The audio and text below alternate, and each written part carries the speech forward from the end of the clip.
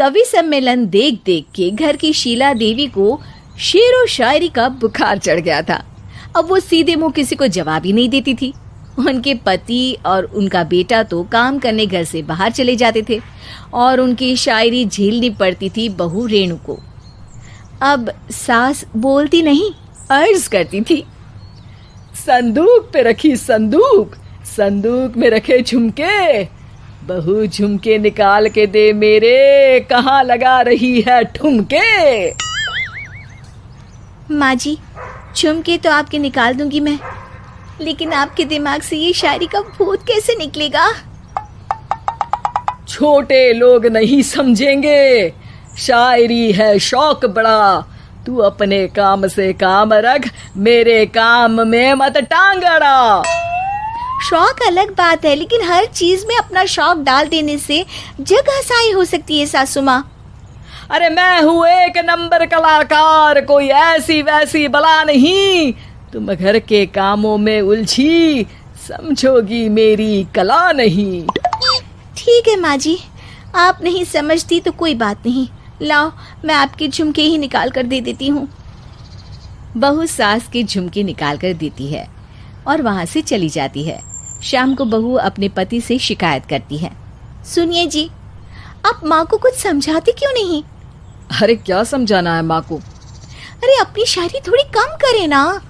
अरे तुमको उनकी शायरी से क्या दिक्कत है? अरे मुझे नहीं, पर पड़ोस में सब लोग हंसते हैं, कहते हैं बुढ़ापे में लोग सठिया जाते हैं, लेकिन शीला जी तो शायर हो गई हैं। अरे लोगों का काम है कहना, लोगों की बातों का क्या टेंशन लेना। अरे वाह, मैंने भी शेर कह दिया, वाह वाह वाह वाह। देख लो, तुमसे किसी ने कहा नहीं और तुम्हारे सामने कोई माँ की बुराई नहीं करता तो तुमको फर्क नहीं पड़ रहा। अरे तुम खामखा की बात का बतंगड़ बना रही हो। चलो चाय बना कर ले आओ मेरे लिए, साथ पियेंगे, कोई ढंग की बातें करेंगे। रेणु चाय बनाने लगती है। पहले वो अपने पति को चाय देती है, फिर सास को और आखिर में अपने ससुर को। लेकिन वो देखती है कि ससुर जी कुछ परेशान से हैं। क्या हुआ ससुर जी, कोई बात हो गई है क्या? अरे तेरी सास बात बात पे शायरी करती है। कल मैंने पूछा कि खाना खाया तो तेरी सास ने क्या जवाब दिया पता है?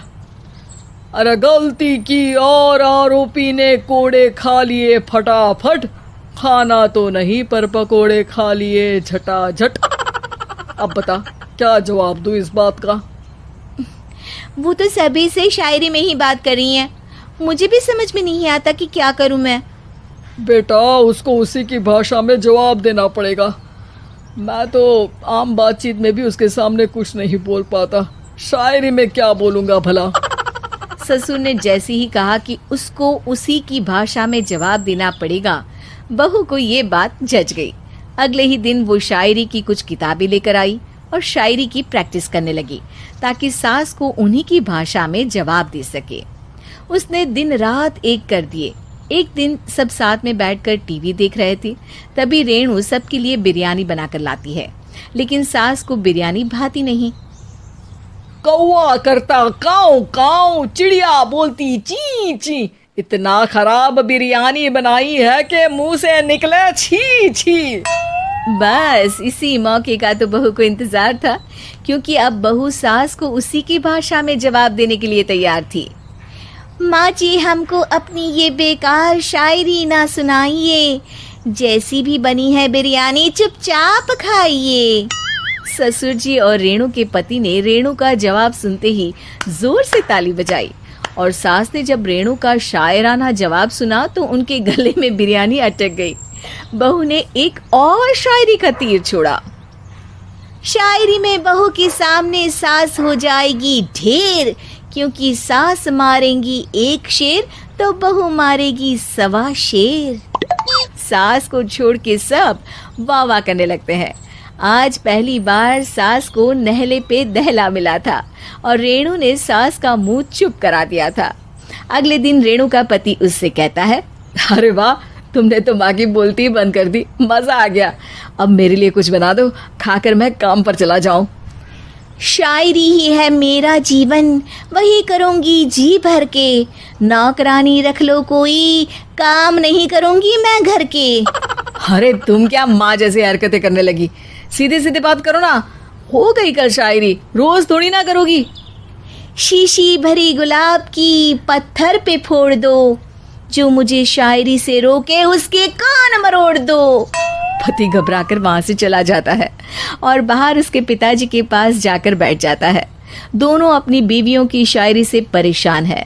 ससुर को पछतावा होता है कि क्यों उसने बहू को सास की भाषा में ही जवाब देने का आइडिया दिया।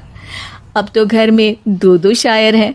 दोनों एक साथ दुखी स्वर में कहते हैं, हम दोनों की ही बीवियां जब से शायर हो गई है, क्या बताएं, जिंदगी एक फटा हुआ टायर हो गई है।